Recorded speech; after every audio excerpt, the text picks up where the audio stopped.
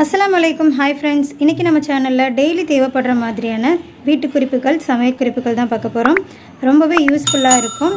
வீடியோவை ஸ்கிப் பண்ணாமல் பாருங்கள். நீங்கள் நம்ம சேனலை ஃபஸ்ட் டைம் பார்க்குறீங்கன்னா சப்ஸ்கிரைப் பண்ணிக்கோங்க. அப்படியே பக்கத்தில் இருக்க பெல் பட்டனையும் கிளிக் பண்ணிட்டீங்கன்னா போடுற வீடியோஸ் எல்லாமே உங்களுக்கு நோட்டிஃபிகேஷன் வரும்.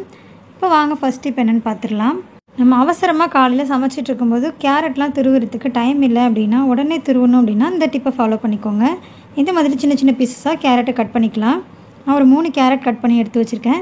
அது இந்த மாதிரி மிக்ஸி ஜாரில் சேர்த்துட்டு பல்ஸ் மோடில் 2 சுற்றி சுற்றினா மட்டும் போதும். நைஸாக அரைச்சிடாதீங்க. இப்போ பாருங்கள், பல்ஸ் மோடில் 2 டைம் மட்டும் சுற்றி எடுத்து வச்சுருக்கேன். நமக்கு சூப்பராக நம்ம கிரேட்டரில் துருவினா எப்படி இருக்குமோ அந்த மாதிரி நல்லா துருவி கிடச்சிருக்கோம். அவசரமாக சமைக்கும்போது நம்ம துருவுறதுக்கு டைம் இல்லைன்னா இந்த டிப்பை ஃபாலோ பண்ணிக்கோங்க. கண்டிப்பாக யூஸ்ஃபுல்லாக இருக்கும். இது கேரட் துருவுறதுக்கு மட்டும் இல்லாமல் பீட்ரூட் துருவுறதுக்கு, தேங்காய் நம்ம துருவி சேர்க்குற ஐட்டம்ஸ்க்கு எல்லாத்துக்குமே யூஸ்ஃபுல்லாக இருக்கும். ட்ரை பண்ணி பாருங்கள். இப்போ வானலில் கொஞ்சமாக எண்ணெய் சேர்த்துட்டு கடுகு, கடலைப்பருப்பு, கருவேப்பிலை, அப்புறம் வெங்காயம் இதெல்லாமே சேர்த்து கொஞ்சமாக மஞ்சள் தூளும் எக்ஸ்ட்ராவாக கொஞ்சம் மசாலா தூள் சேர்த்துருக்கேன். குழம்பு மசாலா தூள் இதெல்லாமே சேர்த்துட்டு கேரட்டும் சேர்த்து நல்லா வதக்கி விட்டுடலாம். கொஞ்சமாக தண்ணி தெளித்து தேவையான அளவுக்கு உப்பும் சேர்த்துட்டு வேக வச்சுட்டு அதுக்கப்புறமா நம்ம கொஞ்சமாக தேங்காய் பூ வேணுன்னா சேர்த்துக்கலாம். அப்படி இல்லை அப்படின்னா அப்படியே நம்ம சர்வ் பண்ணலாம். சூப்பரான கேரட் பொரியல் ரெடி. இதில் கொஞ்சமாக ரைஸ் சேர்த்துட்டிங்கன்னா கேரட்ஸ் ரைஸ் ரெடி ஆகிடும். ட்ரை பண்ணி பாருங்கள். அடுத்த டிப் என்னென்னு பார்க்கலாம். நம்ம சில்வர் கடாயில் சமைக்கிறோம் அப்படின்னா தின்னான பாட்டமாக இருந்துச்சு, ஹெவி பாட்டம் இல்லாமல் இருந்துச்சுன்னா டக்குன்னு அடி பிடிச்சிரும். அந்த மாதிரி ஆகாமல் இருக்கணும்னா ஸ்டவ் ஆன் பண்ணாமல் ஃபஸ்ட்டு எண்ணெய் சேர்த்துக்கோங்க. எண்ணெய் சேர்த்துட்டு நல்லா ஸ்ப்ரெட் பண்ணி விட்டுடலாம். கடாய் ஈரமாக இருந்துச்சு அப்படின்னா ஒரு துணி வச்சு தொடச்சிட்டு அதுக்கப்புறமா ஆயில் சேர்த்துக்கோங்க. இந்த மாதிரி பண்ணும்போது அடி பிடிக்காது. எண்ணெய் சேர்த்து ஸ்ப்ரெட் பண்ணி விட்டதுக்கு அப்புறமா நம்ம ஸ்டவ் ஆன் பண்ணிவிட்டு வழக்கம் போல் சமைக்க ஆரம்பிக்கலாம். நீங்களும் ட்ரை பண்ணி பாருங்கள். ரொம்பவே சிம்பிளான டிப்பு, ரொம்பவே யூஸ்ஃபுல்லாக இருக்கும். அடுத்த டிப் என்னென்னு பார்க்கலாம். நம்ம சேஃப்டி பின்னை இந்த மாதிரி பாக்ஸில் போட்டு வச்சுருப்போம். அது கொஞ்ச நாள் ஆயிடுச்சுன்னா துரு பிடிச்ச மாதிரி ஆகிடும் அந்த பின் எல்லாமே. அந்த மாதிரி துரு பிடிக்காமல் இருக்கணும்னா நம்ம முகத்துக்கு போடுற பவுடரை இதில் லைட்டாக அந்த மாதிரி ஸ்ப்ரிங்கிள் பண்ணி விட்டுருங்க. இந்த மாதிரி தூணதுக்கு அப்புறமா நம்ம ஒரு மூடி போட்டு மூடி வச்சுக்கிட்டோம் அப்படின்னா துரு பிடிக்காமல் இருக்கும். ட்ரை பண்ணி பாருங்கள். அடுத்த டிப் என்னென்னு பார்க்கலாம். நம்ம வீட்டில் இந்த மாதிரி ஒரே ஒரு சாவி மட்டும் தனியாக இருந்துச்சு அப்படின்னா எங்கேயாவது தொலைஞ்சு போயிடும். நம்ம தேடிட்டுருப்போம். அந்த மாதிரி ஆகாமல் இருக்கிறதுக்கு இந்த மாதிரி ஒரு பெரிய சேஃப்டி பின் எடுத்துக்கோங்க. எடுத்துகிட்டு அதில் மாட்டி விட்டுட்டிங்கன்னா நமக்கு எங்கேயுமே தொலைஞ்சு போகாது.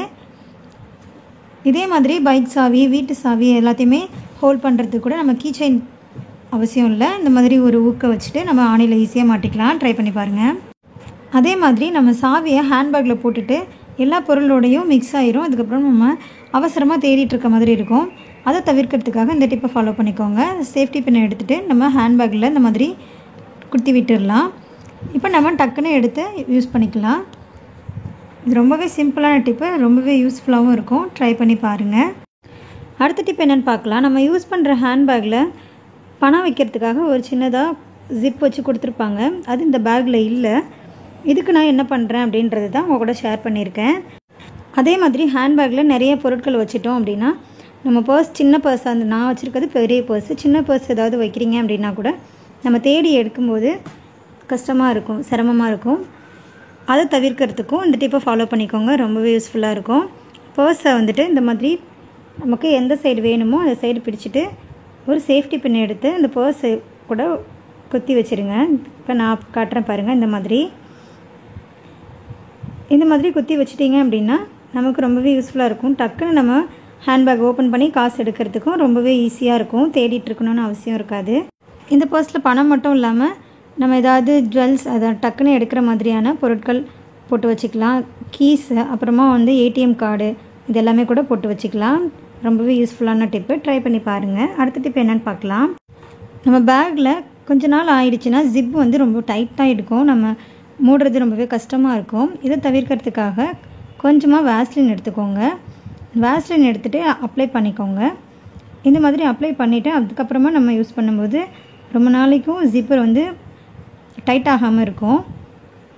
அதே மாதிரி நம்ம பேக் ரொம்ப அழுக்காயிடுச்சு அப்படின்னாலும் இந்த வேஸ்லினை பயன்படுத்தி நம்ம நல்லா க்ளீன் பண்ணிக்கலாம். டெய்லி யூஸ் பண்ணுற ஹேண்ட்பேக்ஸ் அடிக்கடி வாஷ் பண்ணாமல் இந்த மாதிரி வேஸ்லின் ட்ரை பண்ணி பாருங்கள். நல்ல பளபளன்னு இருக்கும், புதுசு மாதிரி. லைட்டாக அப்ளை பண்ணிவிட்டு ஒரு கிளாத் வச்சு நல்லா துடைச்சி விட்டுருங்க.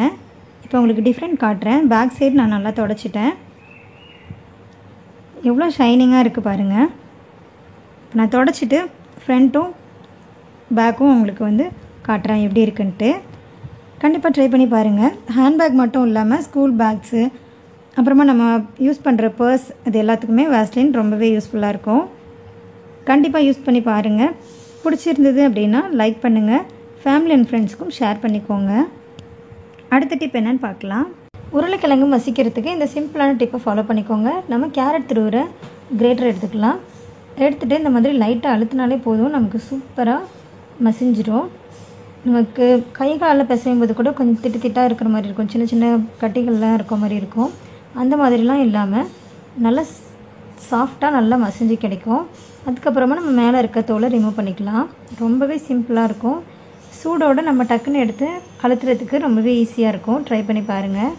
காலையில் அவசர அவசரமாக சாப்பாடு செய்யும்போது நம்ம தனியாக தோலை உரித்து எடுக்கிறதுக்கு சிரமப்படுவோம். இந்த டிப்பை ஃபாலோ பண்ணி பாருங்கள். அதே மாதிரி 2ஆக கட் பண்ணி வேக வைக்கிறோம்னாலும் அதுவுமே ரொம்ப ஈஸியாக இருக்கும். பாருங்கள், கிரேட்டர் இல்லைனா வடை எடுக்கிற கரண்டி, அப்படி இல்லைனா டம்ளரில் கூட மேஷ் பண்ணிக்கலாம். ரொம்பவே ஈஸியாக இருக்கும். உங்களுக்கு எது கம்ஃபர்டபுளாக இருக்கோ அதை யூஸ் பண்ணி நீங்கள் மேஷ் பண்ணிக்கலாம். கண்டிப்பாக பிகினர்ஸ்க்கு ரொம்பவே யூஸ்ஃபுல்லாக இருக்கும். இப்போ பாருங்கள், நான் எல்லாத்தையுமே இந்த மாதிரி அழுத்தி எடுத்து வச்சுருக்கேன் மேஷ் பண்ணி. தோலுமே ஈஸியாக எடுத்துடலாம் நம்ம. இப்போ இதை வச்சு ஒரு சூப்பரான பூரி மசாலா பார்க்கலாம். இதுக்கு கடாயில் 2 டேபிள் ஸ்பூன் அளவுக்கு எண்ணெய் சேர்த்துக்கலாம். எண்ணெய் சூடானதும் கடுகு, உளுந்து, 1 டீஸ்பூன் அளவுக்கு கடலைப்பருப்பு, அதெல்லாமே பொரிஞ்சதுக்கப்புறமா 2 பச்சை மிளகாய், கொஞ்சமாக கருவேப்பிலை, மீடியம் சைஸில் ஒரு 2 பெரிய வெங்காயம் கட் பண்ணி சேர்த்துக்கலாம். இந்த டிஷ்க்கு வெங்காயம் ரொம்ப வதங்கணும்னு அவசியம் இல்லை, கொஞ்சம் ஓரளவுக்கு வதங்கினா போதும். வெங்காயம் வதங்கினதுக்கப்புறமா சின்னதாக ஒரே ஒரு தக்காளி சேர்த்துட்டு நல்லா வதக்கிக்கலாம். அது கூடவே கொஞ்சமாக மஞ்சள் தூள், ஒரு 1/2 டீஸ்பூன் அளவுக்கு மஞ்சள் தூளும் சேர்த்துட்டு நல்லா மிக்ஸ் பண்ணிவிட்டு நம்ம மேஷ் பண்ணி வச்சுருக்க உருளைக்கிழங்கு சேர்த்துக்கலாம். சேர்த்துட்டு மசாலா கூட நல்லா மிக்ஸ் பண்ணதுக்கப்புறமா கொஞ்சமாக தண்ணி சேர்த்துட்டு அது கொதிக்க விட்டுறலாம். லோ ஃப்ளேமில் ஒரு 5 நிமிஷம் கொதிச்சதுக்கப்புறமா இந்த மாதிரி நல்லா திக்காகி சூப்பரான நமக்கு பூரி மசாலா தயாராகிடும். பூரிக்கு, தோசைக்கு வச்சு சாப்பிட்றதுக்கு டேஸ்ட்டாக இருக்கும். ட்ரை பண்ணி பாருங்கள். இந்த ஒரு சின்ன டிப்பை மட்டும் ஃபாலோ பண்ணி பாருங்கள். சிலிண்டரும் ரொம்பவே மிச்சமாகும். நம்ம ஸ்டவ்லாம் துடைக்கும் போது நகர்த்தி அந்த மாதிரி துடைக்கும் போது அடுப்பு லைட்டாக நகர்த்தினாலே நமக்கு அந்த டியூப்லேருந்து கேஸ் வந்து லீக்கேஜ் ஆகிறதுக்கு வந்து சான்சஸ் நிறையா இருக்குது. அதனால இந்த மாதிரி அந்த டியூப் இருக்கு இல்லையா, சிலிண்டர் டியூப்பில் பிளாக் கலரில் டேப் போட்டி வச்சுக்கோங்க. இந்த மாதிரி செலோ டேப் கொஞ்சம் ஸ்ட்ராங்காக இருக்கும் இந்த பிளாக் கலர் டேப். அதுக்காக தான் அந்த பிளாக் கலர் டேப்னு சொல்கிறேன். வயரிங் டேப் அப்படின்னு சொல்லுவாங்க.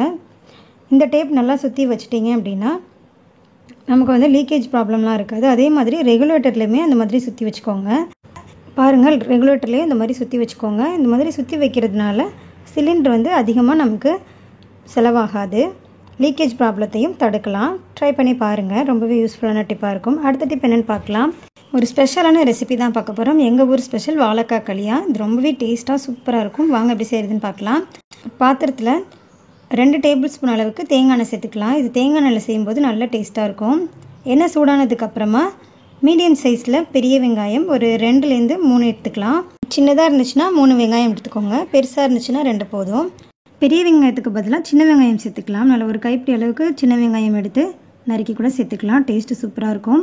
இப்போ இது கூடவே 1 டீஸ்பூன் அளவுக்கு நெய் சேர்த்துக்கோங்க. நெய் சேர்க்கும்போது நல்ல வாசனையாக டேஸ்ட்டாக இருக்கும். 2 பச்சை மிளகா சேர்த்துக்கோங்க. உங்கள் காரத்துக்கு ஏற்ற மாதிரி இந்த பச்சை மிளகா வந்து அதிகமாக கூட சேர்த்துக்கலாம்.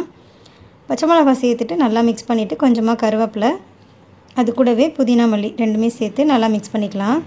புதினாவும் மல்லியும் ரொம்ப கம்மியாக சேர்க்கணும். ஒரு 2-3 இலை புதினா, அதே மாதிரி மல்லி அதுவும் சேர்த்தா போதும், ஜஸ்ட் ஒரு வாசனைக்காக. அடுத்து இது கூடவே ஒரு மீடியம் சைஸ் தக்காளி கட் பண்ணி சேர்த்துக்கலாம். இப்போ வெங்காயம், தக்காளி நல்லா வதங்கிறதுக்காக கொஞ்சமாக கல்லுப்பு சேர்த்துக்கோங்க. கல்லுப்பு சேர்த்துட்டு நல்லா வதக்கிக்கலாம். வெங்காயம், தக்காளியும் ஓரளவுக்கு நல்லா வதங்கினதுக்கப்புறமா இது கூட பட்டை, லவங்கம், ஏலக்காய் சேர்த்துக்கலாம். ஒரு சின்ன துண்டு பட்டை, 2 கிராம்பு, 2 சின்ன ஏலக்காய் அதெல்லாமே சேர்த்துட்டு நல்லா மிக்ஸ் பண்ணிக்கலாம். இது கூடவே ஒரு 3 டீஸ்பூன் அளவுக்கு இஞ்சி பூண்டு பேஸ்ட் சேர்த்துக்கோங்க. சேர்த்துட்டு இஞ்சி பூண்டோட பச்சை வாசனை போகிற வரைக்கும் நல்லா வதக்கிக்கலாம். இஞ்சி பூண்டோட பச்சை வாசனைலாம் போனதுக்கப்புறமா இதில் 1 டீஸ்பூன் அளவுக்கு மிளகாய்த்தூள் சேர்த்துக்கலாம். சின்ன டீஸ்பூனில் கொஞ்சமாக மிளகாய்த்தூள் சேர்த்துருக்கேன். நம்ம பின்னாடி சேர்ப்போம் மசாலா கூட, அதுக்காக இது ஜஸ்ட் கலருக்காக சேர்த்துருக்கேன். சேர்த்துட்டு நல்லா மிக்ஸ் பண்ணிக்கலாம். இப்போ நம்ம வேக வச்சுருக்க மட்டன் சேர்த்துக்கோங்க. இந்த மட்டனுக்கு பதிலாக ஈரல் சேர்த்துக்கலாம், நுரையீரல் சேர்த்துக்கலாம். அதுக்கப்புறமா வந்து அந்த கொழுப்பு எல்லாமே கூட சேர்த்துக்கலாம். வெறும் கொழுப்பு மட்டும் சேர்த்தும் பண்ணலாம், டேஸ்ட்டு சூப்பராக இருக்கும். இப்போ நான் ஒரு 400 கிராம் அளவுக்கு மட்டன் எடுத்திருந்தேன். அது வந்து உப்பு, இஞ்சி பூண்டு பேஸ்ட்டு சேர்த்து வேக வச்சுருந்தேன். அது சேர்த்துட்டு இது கூடவே 3 பெரிய வாழைக்காய் அதையுமே குட்டி குட்டி பீசஸாக கட் பண்ணி சேர்த்துக்கோங்க. மட்டனும் வாழைக்காவும் சேர்த்து நல்லா மிக்ஸ் பண்ணிக்கோங்க. இது ஒரு மீடியம் சைஸ் தேங்காயில் முதல் பால் தனியாக எடுத்து வச்சுக்கோங்க.